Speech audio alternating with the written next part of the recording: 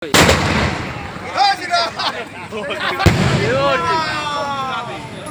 করে মারো না, একটা করে মারি তো ওদিকে তাকিও একটা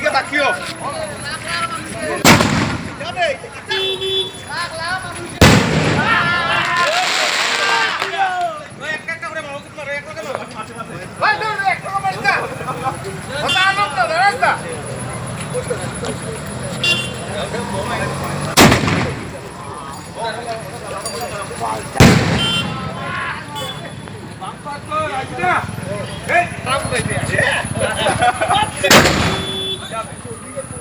মাননীয় মুখ্যমন্ত্রী ডক্টর হিমন্ত বিশ্ব শর্মা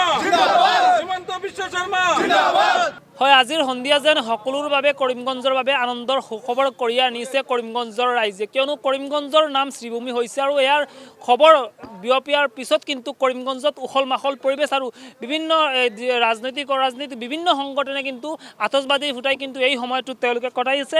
ইতিমধ্যে তেওঁলোকে আতচবাজি ফুটাইছে। কৰিমগঞ্জৰ দল সংগঠনৰ লোকসকলে এই মুহূৰ্তত তেওঁলোকৰ সৈতে আমি কথা পাতিবলৈ যত্ন কৰিম, যিহেতু কৰিমগঞ্জৰ নাম বিভিন্ন দিনৰ পৰা কিন্তু চৰ্চা হৈ আছিলে যেন কৰিমগঞ্জৰ নাম শ্ৰীভূমি কৰিবলৈ বিভিন্নজনে দাবী উত্থাপন কৰিছিলে। কিন্তু আজিৰ সন্ধিয়াৰ দিনত কিন্তু যি এখন শুভখন, এইখন শুভখনত কিন্তু এই নাম শ্ৰীভূমি হৈছে বুলি চৰ্চাত আহিছে। আৰু এই মুহূৰ্তত কৰিমগঞ্জৰ লোকসকল আমাৰ এতিয়া আছে, তেওঁলোকে ইতিমধ্যে আতচবাজি ফুটাইছে। তেওঁলোকে বিভিন্ন দল সংগঠনৰ পৰা তেওঁলোকে আতচবাজি ফুটাই আছে।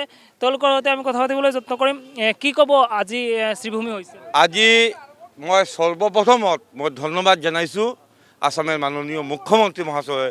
ইমান দিনৰ প্ৰতীক্ষাৰ পিছত আজি মই সৰুবলাত থেকে মই শুনিছোঁ যে শ্ৰীভূমি জিলা সাংগঠনিকভাৱে শ্ৰীভূমি জিলা হ'ব, কিন্তু ইমান দিনৰ পিছত আজি আসামের মাননীয় মুখ্যমন্ত্রী মহাশয় ইমান ডাঙর একটা ডিসিশন, ক্যাবিনেট ডিসিশন নিলে, তার জন্য মই ধন্যবাদ জানাইছোঁ আসামের মাননীয় মুখ্যমন্ত্রী ডক্টর হিমন্ত বিশ্ব শর্মা মহাশয়ের উপর। সকলো আনন্দত উদুলি মুদুলি পৰিৱেশ, যিহেতু যিসকল যুৱ প্ৰজন্ম আছে, এই যুৱ প্ৰজন্মই যেতিয়াই এইখন ঘোষণা শুনিছে এইখন সময়তেই তেওঁলোকে ওলাই পৰিছে ৰাস্তাত আৰু তেওঁলোকে আতচবাজি ফুটাই এইখনক তেওঁলোকে এক চিৰস্মৰণীয় কৰি ৰখাৰ যেন এক পদক্ষেপ লৈছে।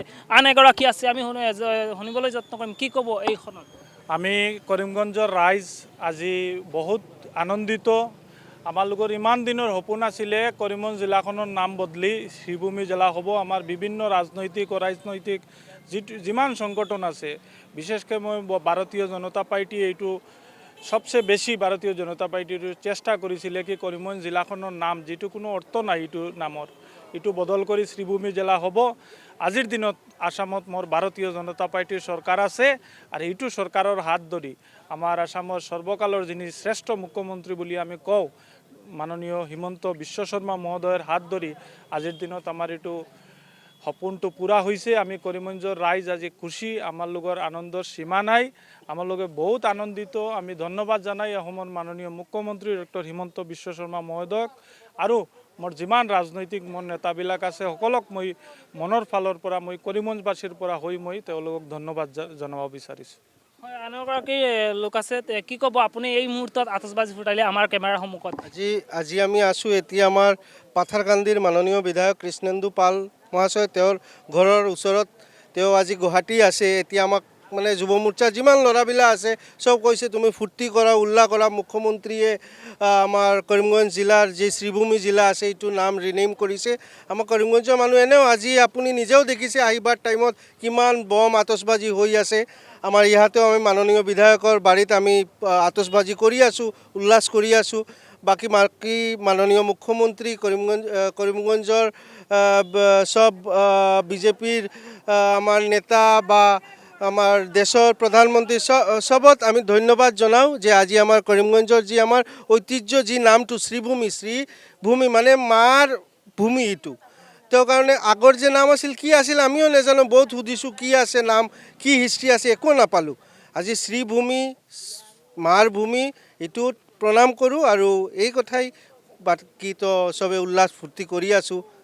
সকলোৱে উদুলি মুদুলিৰ মাজত আনন্দ উল্লাস কৰিছে। এইখন যিখন শ্ৰীভূমি নাম ঘোষণা হোৱাৰ পিছত এয়া হৈছে কৰিমগঞ্জৰ দৃশ্য। কৰিমগঞ্জৰ পৰা ৰোহন মালাকাৰৰ ৰিপৰ্ট, ND24।